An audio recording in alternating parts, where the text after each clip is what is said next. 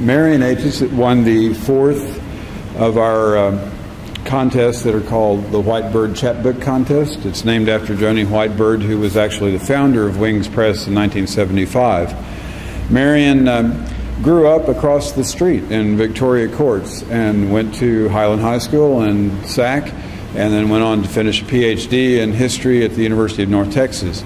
She's now a lecturer at UTSA, senior lecturer in history, and focuses on American Indian studies and race, gender, and ethnicity.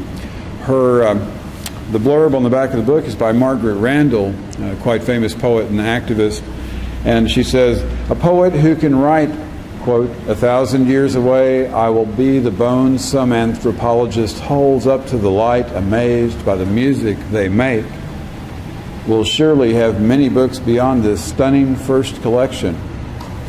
That's a wonderful blurb. And of course, she will have more books from probably Pecan Grove. So please welcome Marian Aitches.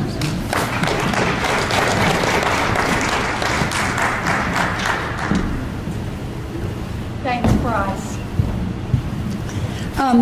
The cover of my book is a photograph of my grandmother, to whom this book is dedicated. And so I want to start reading, even though it's not winter anymore, one of the poems in the book that is about my grandma. It's called Winter Solstice. A narrow river, shallow, not fast or slow, not warm, not cold, clear enough to see light-colored rocks lining the sandy bottom.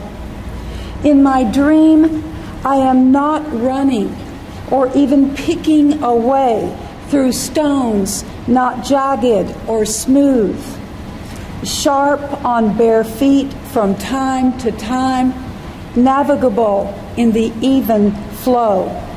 No, in this dream, I am standing, motionless on one long leg, right foot braced against left knee, like the white heron at the lily-thick edge of the San Antonio River, poised to find minnows in opaque water, like my grandma Ida in her resting position, strong brown arm casting a cane pole into the muddy waters of the Guadalupe, head thrown back laughing at the crazy blessing, moonlight in a place warm enough to fish.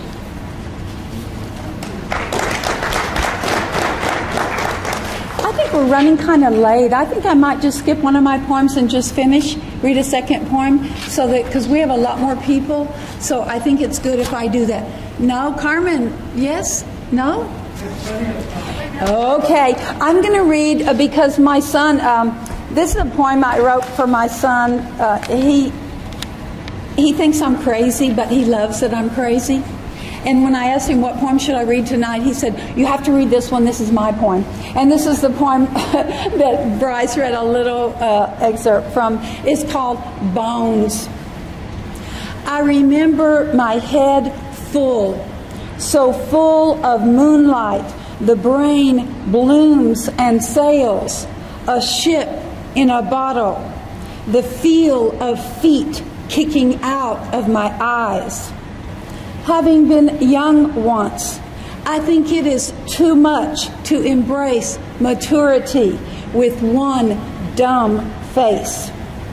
I will let my body carve a path through the air, my head a blue parrot riding the cool back of a rattler. 1,000 years away, I will be the bones some anthropologist holds up to the light, amazed by the music they make. And I'm going to finish up with this last point because it's spring and it's Texas and South Texas. And having lived for many, many years in Ann Arbor, Michigan with my beloved husband, Mel, which was the only reason I would have been in Ann Arbor, Michigan that long, I am so happy every spring when it comes this time of year in San Antonio. I'm here in South Texas. The title of this poem is What We Know Growing Up in South Texas. I know about Wasatch, how early spring branches swell with yellow flowers the size of orange seeds, how they breathe a fragrance into the warm world. Makes me think about creation, the moment when color and scent exactly echoed the weather. And the China berry, I know, flaunts 4 seasons like a woman who doesn't care what they say about beauty. How winter-grayed limbs hold dull clusters up to a waning sky, unfurl March gold. Mauve flowers float down, leaving green, dark branches to burn butter yellow come fall. I know the backyard sycamore's vigor grows fast with you as silver bark splits and curls against its smooth interior. How you can read leaning against its trunk, listen to hand-shaped leaves, observe their gray-green velvet undersides subtly mimic wind.